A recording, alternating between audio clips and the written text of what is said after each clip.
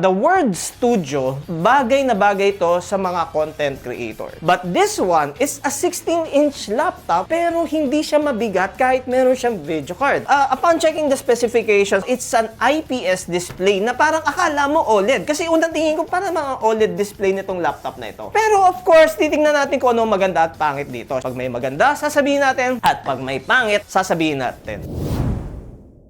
Good morning, good afternoon, good evening. This is Tito Dustin. And today, ito naman ang i-vlog natin, this MSI Prestige 16 AI Studio. The word 16 AI Studio, it means, or I think, na this laptop is bagay sa mga content creator. So, tingnan natin kung ano yung mga pros and cons dito sa MSI Prestige 16 AI Studio.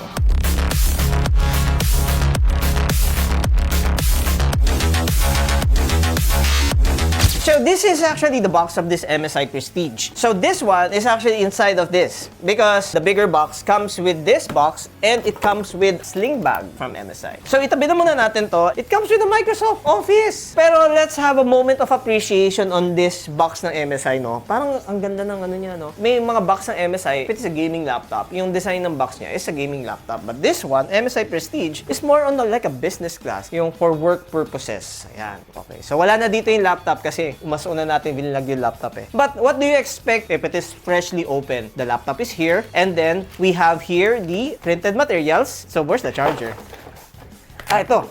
Okay, so this is the charger of the MSI. Not bad. This charger can run up to 140 watts. It's actually bigger compared to consumer laptop chargers. And this is already a Type-C. Ang mga napansin ko sa mga gaming laptops is they're not actually a Type-C charger. Nandun pa rin sila yung parang sa bilog. Probably because this is not really designed for gaming laptop. It comes with a video card. You can play games on it. But this is really designed sa mga content creators or like yung doing video editing, photo editing, 3D rendering, yung mga ganon. Sabi dito sa laptop na ito, the word studio, bagay na bagay to sa mga content creator. And this MSI Modern na ito, may kasama siyang video card. Wherein yun din ang kailangan ng mga content creators. And this is already comes with this Copilot button. We all know that these laptops right now are mostly mga AI-powered na rin. Pero of course, titingnan natin kung ano maganda at pangit dito. Siyempre, dito sa Laptop Factory, pag may maganda, sasabihin natin. At pag may pangit, sasabihin natin. And also, the purpose of this video, para bago kayo pumunta dito sa store namin, at least alam mo na kung ano yung bibilhin mo. Now, let's talk about the appearance first of this MSI. So it's color black from everything, yung pinaka-top cover, yung kanyang body, even dito sa ilalim. And dito sa ilalim niya, may kita nyo, this is the vents where the fan intake. And dito sa ilalim, yung kanyang mga speakers. Ang una kong napansin dito is yung kanyang pagiging slick or stealth design niya. Knowing that this is 16-inch laptop, parang hindi ako nabibigatan dito sa laptop na ito. Hindi katulad ng mga Victus 16 or yung mga gaming laptop na 16-inch. We know na there is a 15-inch gaming laptop and there's a 16-inch gaming laptop. Of course, the bigger the screen, it tends to be more heavy. But this one is a 16-inch laptop pero hindi siya mabigat kahit meron siyang video card. Now, let's check the weight of this unit. The weight of this laptop is 1.6 kg. And normally, ang mga laptops with a video card, ang pinakamagaan na nila is 2 kg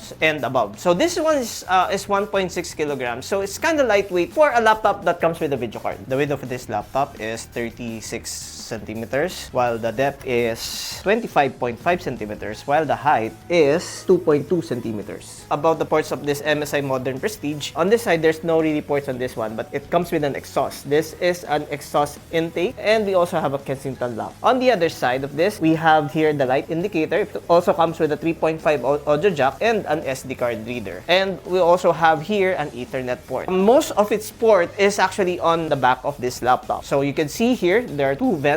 This is where the exhaust out. We have here an HDMI port and a USB Type-A. So this is already a super speed USB Type-A. And we also have here two USB Type-C. So since this is a 16-inch laptop, it comes with an alphanumeric keyboard. Meron siyang numpad. And it comes with a white backlit keyboard. So here at the top, we have here the camera. And the camera has this shutter that you can turn it on, turn it off for privacy purposes. The model that I have here, to be exact, is the MSI Prestige 16 AI Studio 233PH. There's a lot of varieties of MSI Prestige 16 AI. Meron dyan yung mga Core 7, meron dyan yung mga Ryzen variant, but what we have here is the Core Ultra 5. Now, let's deep dive about the specification. This is an Ultra 5 125H. It runs with 14 cores. It comes with 18 threads and a base boost up to 4.5 GHz. So the memory that we have here is a 16 gig, pero i-check pa natin kung upgradable pa ang memory nito. The storage of this MSI Prestige is a 1 tera SSD. By default kasi, ang mga laptops is currently mga 512. So the 1 tera storage is already above average. Now, the resolution of this laptop is 2560 by 1600. Upon checking the specifications, it's an IPS display na parang akala mo OLED. Kasi unang tingin ko para naman ang OLED display, nitong laptop na ito. Umaabot na ng 100% DCI P3 color gamut and up to 400 nits na brightness. Normally kasi ang mga laptops is only mga nasa 200 to 250 nits. But of course, since this is for content creators, mas mataas ang nits ng laptop na ito. And katulad ng sinabi ko, this laptop comes with an NVIDIA GeForce RTX 3050. It's not really the gaming ideal laptop, okay? Kasi ang refresh rate lang nito is only 60 Hz. Kasi if you are gonna play for intense gaming, AAA games, or competitive gaming, napaka-importante ng mataas na refresh rate, which is the 140, 144, or 240 Hz. But of course, this laptop, I think, is mas best siya sa mga business type or yung mga content creator purposes. But you can do games kasi it comes with a video card. And mamaya, we'll also gonna do a benchmark or i-run din natin to sa AAA games. And the operating system of this laptop is Windows 11 Home. And ang maganda dito, it comes with a Microsoft Office Lifetime. This laptop comes with this MSI Center. On this MSI Center, as you can see, meron tong hardware monitoring, features, support, and member center. Probably just a quick tour of this MSI Center. On this hardware monitoring, you can actually see here your CPU usage, NPU usage. Probably first time nyo lang narinig yung NPU usage. The word NPU, this is actually for the AI processing. And of course, we have a GPU usage here. And dito rin, makikita nyo rin yung mga ibang system details. So if you want to go on a little bit more specific on your laptop, I think makakatulong tong MSI Center. Okay, so this is the camera test of this MSI. So makikita nyo medyo sakto lang, pero pag we go to the worst side of it, nagiging grainy na yung kanyang quality. Well, I think yung mga ibang camera na din naman na laptop, ganun din. Sakto lang. So what you're hearing right now is also the audio quality coming from this MSI. So this is the sound of the MSI 16 Pro.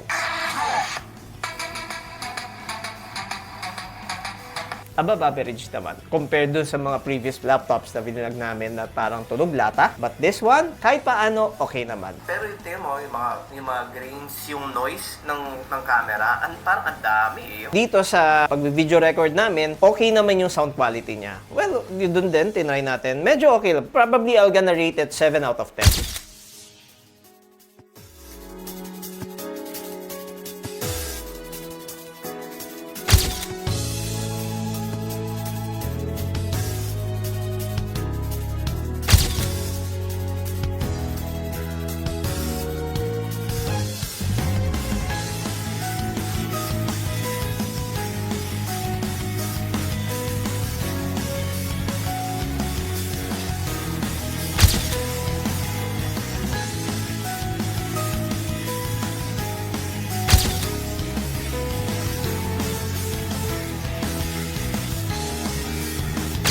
This is underneath the chassis of this MSI Studio, and this is actually, I'm not sure if it is plastic, but it is aluminum feel.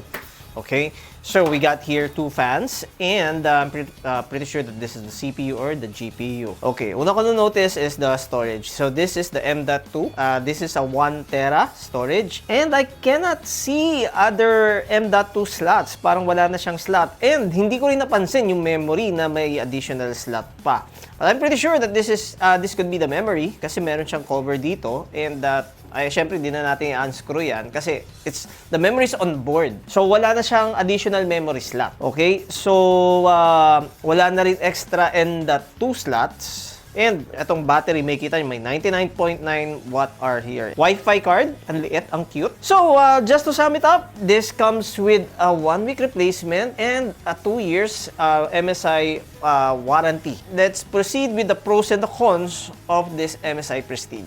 First of all, let's talk about the cons of this laptop. Number one, it's only 60 Hz. So, hindi siya talaga ideal for competitive gaming. Because if you're looking for competitive gaming, you need 144 or 200 Hz na gaming laptop. And, of course, since you're doing a video editing, syempre ayaw mo rin na masyadong screen tearing. Kaya, 60 Hz is medyo not yes pa rin sa mga video editors. But, of course, for photo editors, okay naman na yung 60 Hz. And, of course, we all know na pag mas mataas yung Hertz, mas malakas mag-consume ng battery. Another cons na napansin namin dito is yung kanyang camera quality. Well, the word MSI Prestige should be on a premium level laptop, pero yung kanyang camera quality hindi maganda. And, isa din daw sa mga cons nito is yung kanyang ports. On this side, wala siyang port. We have a ventilation. But on this side, is parang medyo nakukulangan daw. Sana nagdagdag pa ng another USB Type-A here. Kasi dito lang yung kanyang ports sa likod. We have the Type-A and dalawang Type-C. Lastly, isa sa mga cons nito, yung kanyang display din. I thought that this is an OLED display, but it is not an OLED display. It's an high IPS level, which